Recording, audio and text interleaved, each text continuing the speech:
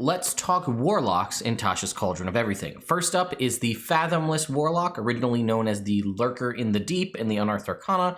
This is your sort of deep sea, underwater, Leviathan-y based one that I didn't really think I needed or was a thing to give you packed, but here we are. So before we dive into that, let's talk about two things. While there is still time to enter the Tasha's Cauldron of Everything giveaway, I just wanted to showcase we are giving away 2 standard edition copies of Tasha's Cauldron of Everything, 1 alternative art copy of Tasha's Cauldron of Everything, and a DM Screen Wilderness kit. These are all brand new. Spines really, I don't even think have been cracked on these. These are all being given away. Ends on the 30th, so just a day from now at 11:59 p.m. Eastern. So link in the description if you want to enter. And hey, if you like what I do here, I do stuff obviously here on YouTube, and if you enjoy it, consider subscribing to the channel. It helps me out. It helps make me keep making these videos, shows me that you are all interested in it.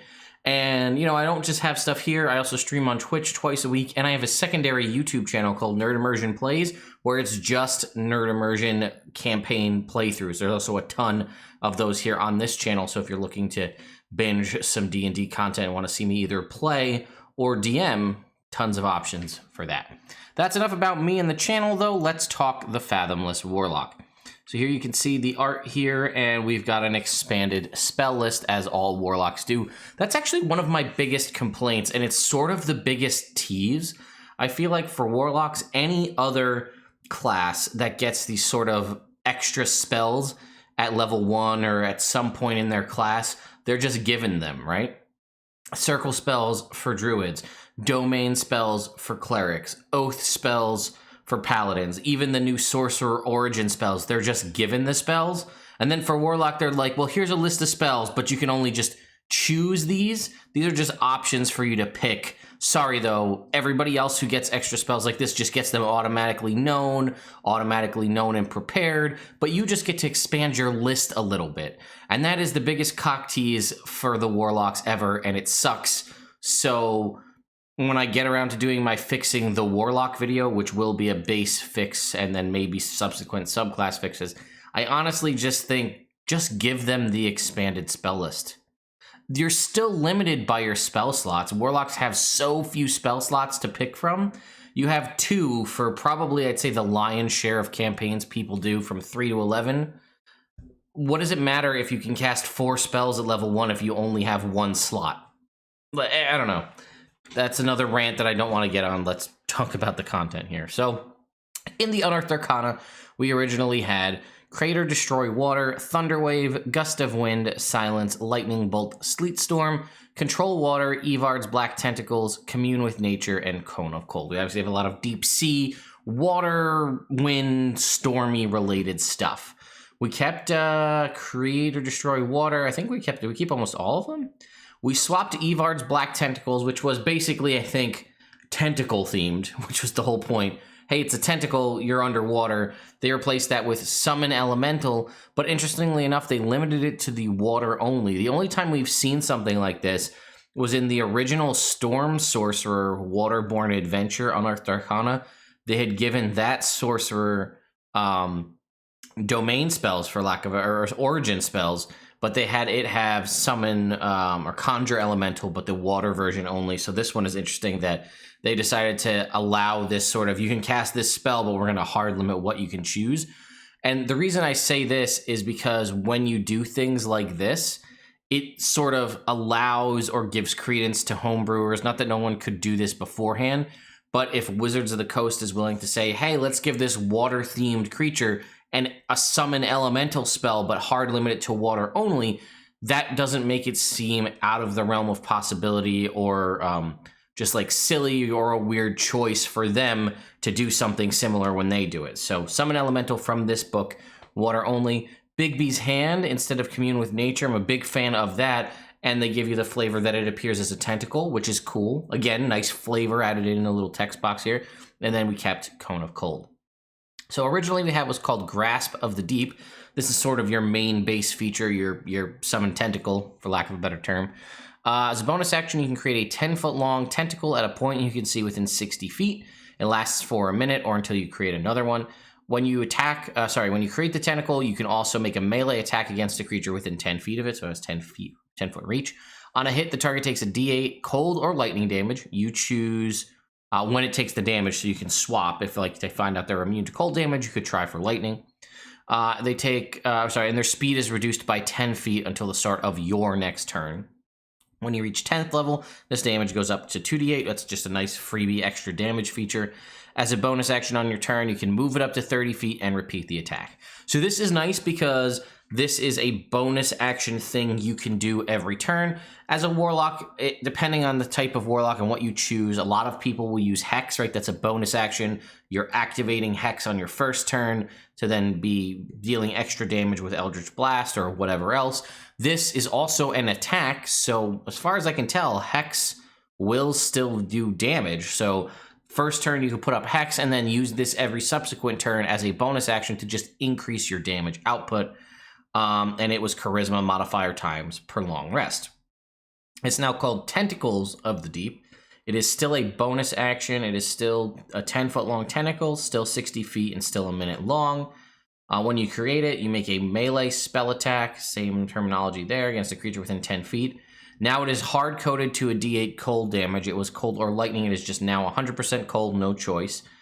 Speed is still reduced, and at 10th level, the damage does still increase, which is nice. Bonus action to move it up to 30 feet and repeat the attack, but it is now proficiency bonus times per long rest as opposed to charisma modifier. I'm still on the fence about this change up from modifier to proficiency bonus. The only thing that I'll say, and a lot of you have echoed in the comments, is proficiency bonus times per long rest doesn't discourage multiclassing. Not that charisma modifier times per long rest discourages multiclassing, but it hard limit, like, not to say that you're gonna be a warlock and then, multi-class into cleric, right? But that's gonna be a wisdom class and a charisma class, right? So you probably would need to have you need to have at least 13 to perform the multi-class in the first place. But, if it's scaled off proficiency bonus, it doesn't really matter. I guess it doesn't matter when you multi-class, because like if you're level 17 in one class and then multi-class a level in Fathomless Warlock, you'll get this with the maximum uses of it, but it's a little bit of a downside at level 1. So normally, let's say I roll really well, or I even use point buy and use the new custom lineage feature where I can easily start myself with an 18 in a given stat by taking +2 to, say, charisma, and then a feat that gives me +1 charisma. I could start easily with an 18 charisma, which means I'd have 4 uses of this per long rest in the Unearthed Arcana versus 2 in the published source. So it's tricky, right? It's better. I'd say it's better long term because you'll get more uses as you level up.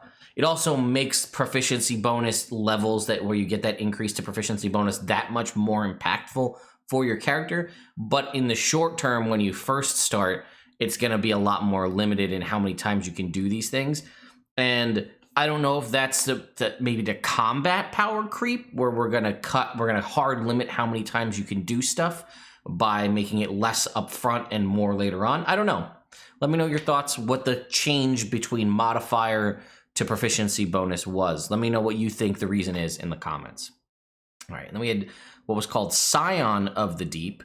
You can telepathically communicate with any aberration, beast, elemental, or monstrosity that has an innate swimming speed. While it is within 120 feet of you, it can understand you and respond telepathically. They gave up that for Gift of the Sea, swim speed of 40 feet, and breathe underwater. Hard benefit in that respect, I think. So telepathically communicating with a beast or an elemental, or maybe even certain monstrosities, fine. Don't know when there's a situation where you want to initiate telepathic communication with an aberration. Probably not a thing you want to do. And if you can communicate telepathically with them, chances are they already could do it with you. So very limited telepathy. You can throw that in the garbage. Give me swim speed and the ability to breathe underwater. It's also so thematic for this class. I'm shocked that it wasn't there originally. All right. Then we have what was called Fathomless Soul at 6th level. You can breathe both air and water, get a swim speed equal to your walking speed, and resistance to cold damage. That obviously, in my mind, very intelligently was cut and removed back to first level. You're a Fathomless Warlock. You're doing this underwater stuff. Starting at the start of the game, you should be able to breathe underwater. All right, and then they each have two, Fathomless Soul, and then we had Oceanic Soul, which is a correlation here. Again, Fathomless Soul gave you resistance to cold damage. The new Oceanic Soul also gives you resistance to cold damage. However, in addition, when you are fully submerged, any creature that is fully submerged can understand your speech and you understand theirs. A much more broad spectrum ability. Anybody that's underwater can understand you. This also works for your allies as well if they're underwater. Normally, as many of us know from growing up and trying to talk to people underwater in a pool, you can sort of make out what people are saying. This kind of removes that.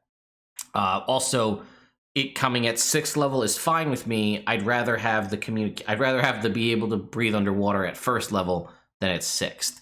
And then we had, again, what was Guardian Grasp at 6th level, which is when you or a creature you can see takes damage while within 10 feet of the tentacle that you summon from the beginning, or from the 1st level ability, you can use your reaction to choose one of those creatures and reduce the damage to the chosen creature by half. After doing so, the tentacle vanishes. Now we have what is called Guardian Coil as opposed to Guardian Grasp. When you are a creature you can see takes damage within 10 feet of the tentacle, you can use your reaction to choose one of those creatures and reduce the damage by a d8. When you reach 10th level in this class, the damage is reduced. The damage reduced is increased to 2d8. So it seems like this is trying to be synergistic with the whatever it's called, the Tentacles of the Deep, where it did a d8 damage. Now it's preventing a d8 damage, and at level 10 it does 2d8, and at level 6 it's now, or at level 10 is preventing 2d8. One of the things that's interesting with the original ability is it shows to reduce the damage to the creature by half.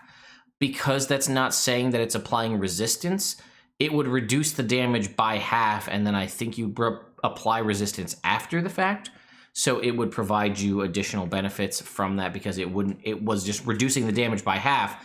Then your resistance would apply, knocking it down further.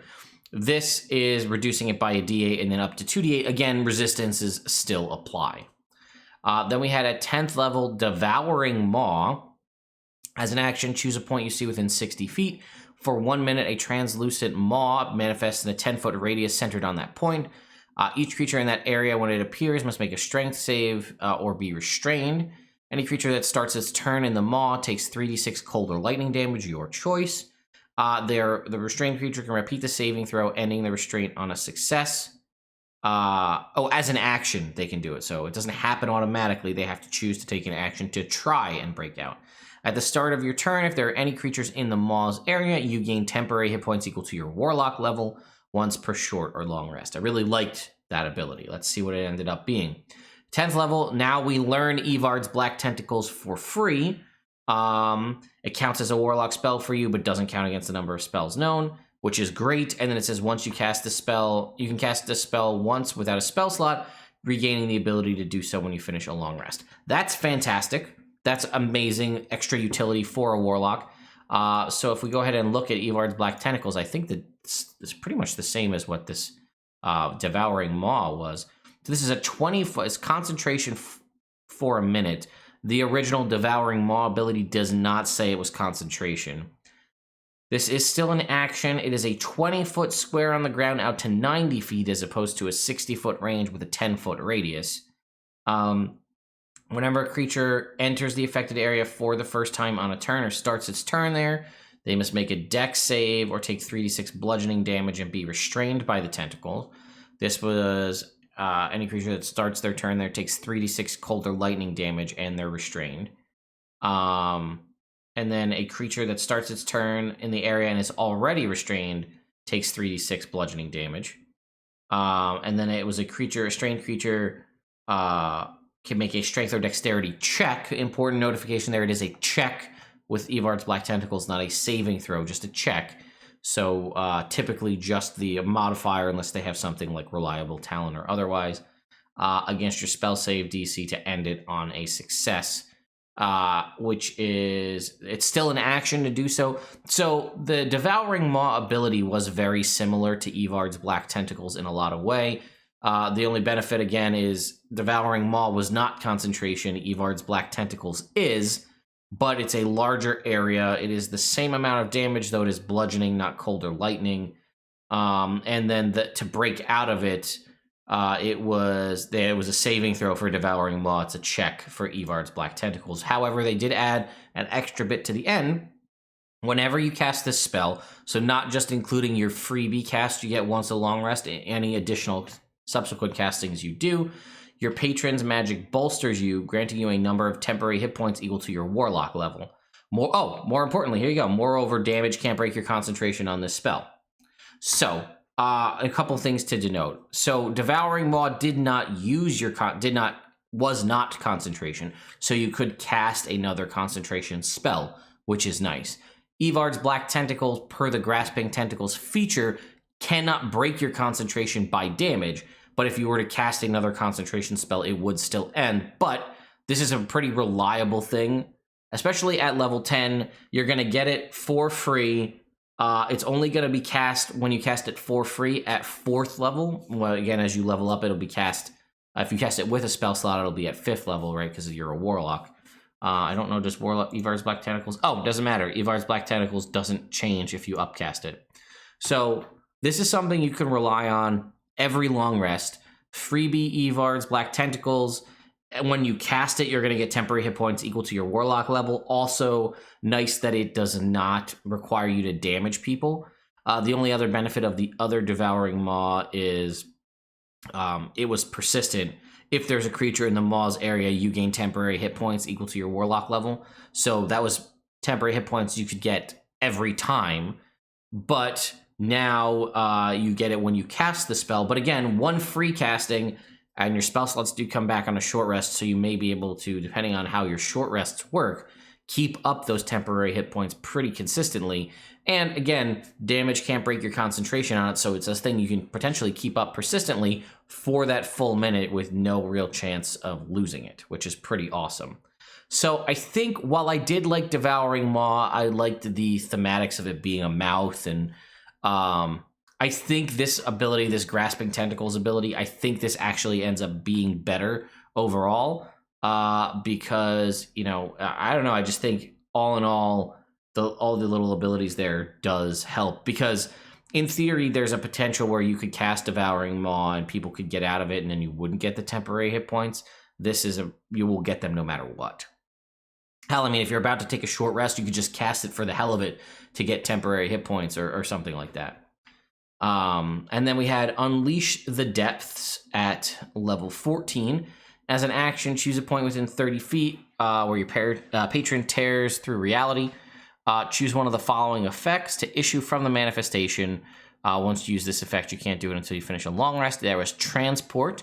You and up to 5 willing creatures of your choice you can see within 30 feet of the manifestation are grasped by spectral tentacles and yanked through your patron's realm. It teleports you and the chosen creatures to a point of your choice within 100 miles that you visited within the past 24 hours.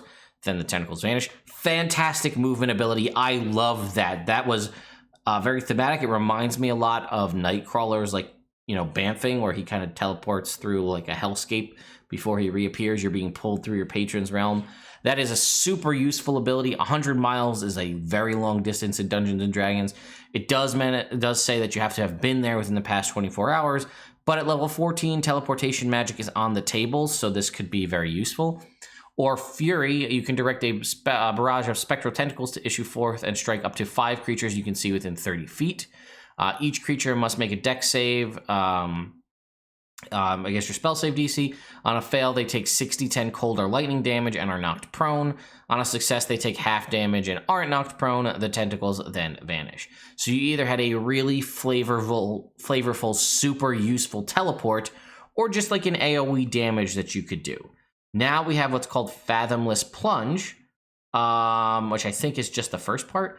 As an action, you can teleport yourself and up to 5 other willing creatures you can see within 30 feet of you. Amid a whirl of tentacles, you all vanish and reappear up to 1 mile in a body of water that you've seen, pond size or larger, within 30 feet of it. Each of you appearing in an unoccupied space within 30 feet. Now it's short or long rest. Okay, so before it was 100 miles, which is a really long distance. That's almost like a teleport spell. It did still have the ability to take yourself and 5 other people within 30 feet. And it was just basically you were taken to a place that you'd seen. They've now kind of made it more water themed in that you appear in a mile. Oh, sorry. And then reappear. Oh, my mistake. You all vanish and then reappear up to 1 mile away in a body of water. Or no, okay, never mind. Up to 1 mile away in a body of water you've seen, or within 30 feet of it, each of you appearing in an unoccupied space within 30 feet of another. I originally, when I was rereading it, thought it meant you could reappear within 1 mile of a body of water. It's worded funkily. Let's read it one more time. Because what I'm not sure is this a hard-coded 1 mile teleport? Or is this you can teleport within 1 mile of a body of water you've seen? Because if I've seen a body of water 3,000 miles away, and I can teleport within a mile of it, well, that's not so bad. But it says, you all vanish and then reappear up to 1 mile away in a body of water you've seen. All right, so the way that's worded, it sounds to me I have a 1 mile teleport, which is significantly less useful. Especially if there is no body of water within 1 mile of me. If I'm dead set in the middle of like a landlocked area, a 1 mile teleport to a body of water that is pond size or larger. What constitutes a pond? I, growing up, had a pond that we built in my backyard that was not super large, but we called it a pond. Is it a pond then? What constitute? There is no, as far as I know, Dungeons and Dragons official terminology for what a pond is to let you know what that is. So, like, again, my backyard, we built a pond. It was maybe 3 feet wide by about 6 feet long. Is that truly a pond as determined by this spell?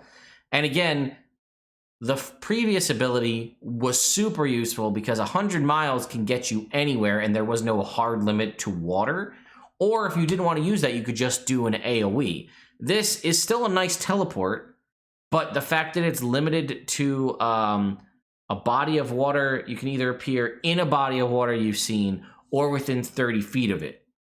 Well, what if there's no body of water within a mile? This ability is completely useless. That's my problem. You shouldn't have a really cool high-level capstone ability be set on a certain level of caveats that may or may not ever be explored. And, okay, sure, big benefit in that it's a short or long rest. You're a warlock, you're going to get a lot of short rests, or you're going to make your party take a lot of short rests because your spell slots come back on a short rest. But what does it matter? My point is, so I've played for, 2 years, maybe even more in a homebrew world that I set. There's a large section in the middle of the map where there's maybe one body of water, maybe like a little lake, but it's not, you've got miles and miles to travel. What if there's like a stream? That's the body of water. Well, that's not a pond. Is a stream, if it's thinner but long, is a stream or a tributary? Don't know if that technically counts as a pond because ponds are vast, streams are thin and long.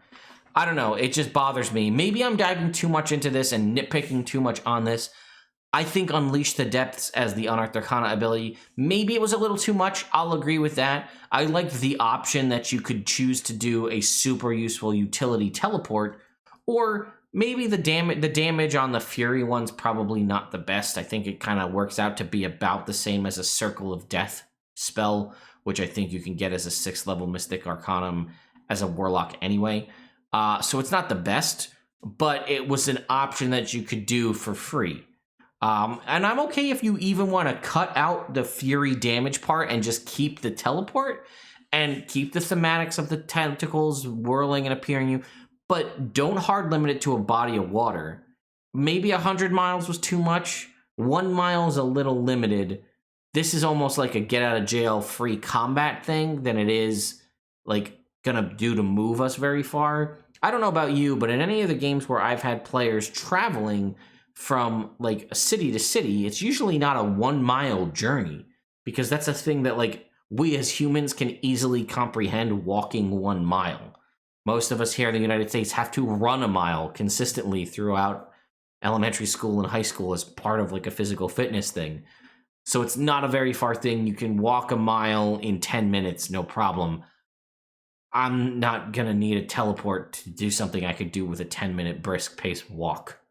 So I don't know. Yeah, it's good. It's better than Dimension Door, right? 500 feet is Dimension Door. This will get you far enough away to break combat, right? If you need to get out of combat because things are going poorly, you can get out of there, which is something. But it is also specifically state that they are willing creatures. If a creature is unconscious in the fight, they're probably not technically considered willing to teleport them out of there. So if you're the last one alive, I don't know if you can teleport your whole party away. I think maybe 100 miles too much, maybe 10 miles, maybe 50 miles. And again, just lose the water bit, because 1 mile and water is very limited. And I don't know. Like I said, maybe I'm nitpicking too much. Let me know your thoughts in the comments down below. I was really excited about this class, as you can see from the start of this video. And I was really on board with a lot of the updates and changes all the way through 10th level. I think even the switching when certain abilities appear made a lot of sense.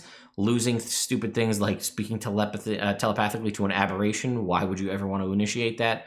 And just making it anybody that's underwater much better. I like the Evard Black Tentacles for free thing. That's, I think, is very cool. But yeah, Fathomless Plunge, just what happened? I don't know. Not a great idea, in my opinion. Let me know your thoughts.